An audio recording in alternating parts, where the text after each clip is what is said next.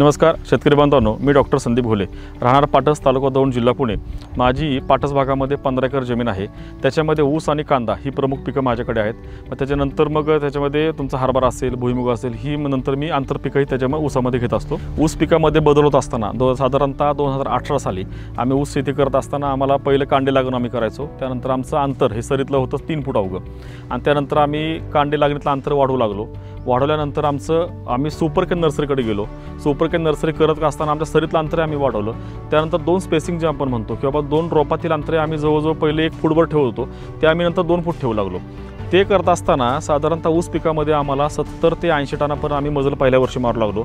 पहिलं माझं उत्पादन होतं फक्त 40 ते 50 टनापर्यंत, आणि त्यानंतर हळूहळू उत्पादन वाढत आमचं 100 टनाच्या पुढे आम्ही पायऱ्या गाठल्या।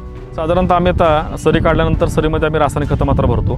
त्याच्यामध्ये NPK टाकतो, सल्फर वगैरे टाकतो, मायक्रोटोन आम्ही टाकतो। त्यासोबत आम्ही झेबाचा वापर करतो। झेबा हा सरीमध्ये टाकल्यावरती आमच्या छोटा अवजार आहे ट्रॅक्टरचं, त्या ट्रॅक्टरच्या अवजारावर आम्ही खतं सगळी मातीआड करून घेतो। त्याच्यामुळे आमचं काय होतं की तुमची सगळी सकस माती जी वारंबेला आलेली असते ती सकस माती तुमच्या खतावरती पडते, आणि आपल्या चांगल्या मातीमध्ये आपलं रोपटं किंवा आपला कांडे आपण लागण करू शकतो।